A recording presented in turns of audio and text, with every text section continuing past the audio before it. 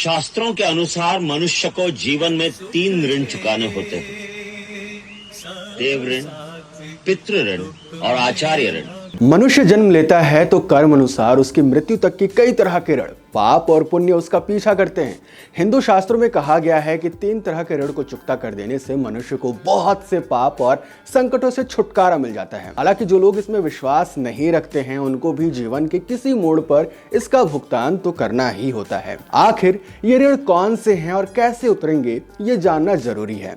ये 3 ऋण है: देव ऋण, ऋषि ऋण और पितृ ऋण।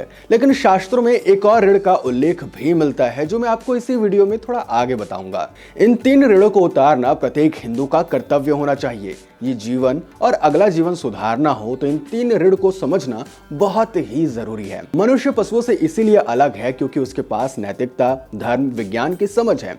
जो व्यक्ति इनको नहीं मानता है वो पशुवत यानी कि पशु के समान है। अब ये सवाल उठता है कि आखिर क्यों चुकता करना होता है ये ऋण। 3 ऋण नहीं चुकता करने पर उत्पन्न होते हैं त्रिविध ताप अर्थात सांसारिक दुख, यानी आपको जीवन में जीव, प्रकृति, मनुष्य या शारीरिक रोग, देवी दुख अर्थात आपके ऊपर शक्तियों द्वारा कष्ट मिलेगा, और कर्म दुख अर्थात आपके पिछले जन्म के कर्म और इस जन्म के बुरे कर्म मिलकर आपका दुर्भाग्य बढ़ाएंगे। ऋणों को चुकता नहीं करने से इस तरह के दुख तो उत्पन्न होते ही हैं और इससे व्यक्ति के जीवन में पिता, पत्नी, पुत्र में कोई एक ही सुख मिलता है। ये तीनों से वंचित रह जाता है। यदि व्यक्ति बहुत ही ज्यादा ऋण से ग्रसित है तो उसे पागल खाने, जेल खाने या दवा खाने में ही जीवन गुजारना होता है। इन सभी से मुक्ति के लिए ऋण का चुकता करना जरूरी होता है। ऋण का चुकता करने की शुरुआत ही संकटों से मुक्ति की ओर शुरुआत मानी गई है। आइए अब जान लेते हैं ये 3 ऋण कौन से हैं। देव ऋण। माना जाता है कि देव ऋण भगवान विष्णु का है।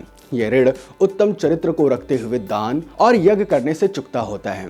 जो लोग धर्म का अपमान करते हैं या धर्म के बारे में भ्रम फैलाते हैं या वेदों के विरुद्ध कार्य करते हैं उनके ऊपर यह ऋण दुष्प्रभाव डालने वाला सिद्ध होता है। अब इसका उपाय क्या है? प्रतिदिन सुबह और शाम संध्या वंदन करें। भगवान विष्णु, कृष्ण जी और हनुमान जी में से किसी एक के मंत्र या चालीसा का पाठ करना शुरू कर दें। सिर पर चंदन का तिलक लगाएं। उत्तम और सात्विक भोजन करें। धर्म का प्रचार करें और धर्म के लिए दान करें।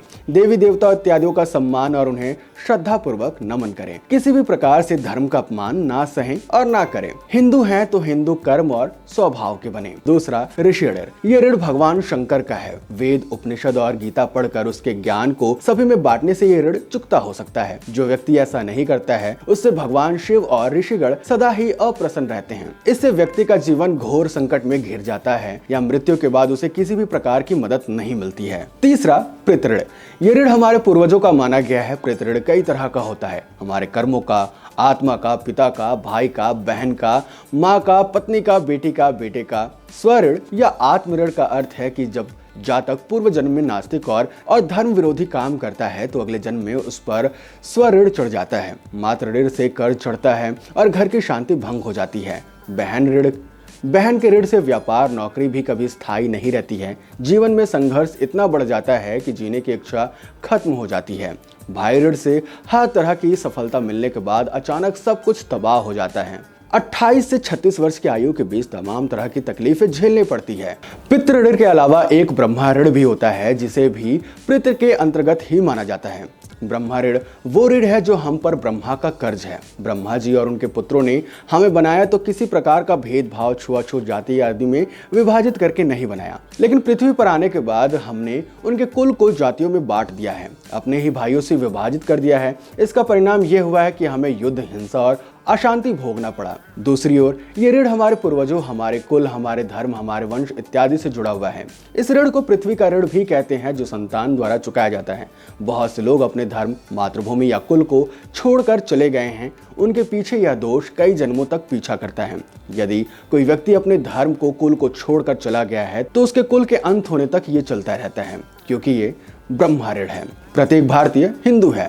ब्रह्मपुत्र और मानस पुत्रों के बारे में आप विस्तार से पढ़ेंगे तो आपको इसका ज्ञान मिल जाएगा कि हमारे पूर्वज कौन हैं। उम्मीद है कि आपको ये वीडियो पसंद आया हो। हम आगे भी हिंदू आस्था पर ऐसे ही वीडियोस आपके लिए लाते रहेंगे। बस आप हमें सब्सक्राइब कर ले ताकि अगली वीडियो आपसे मिस ना हो जाए।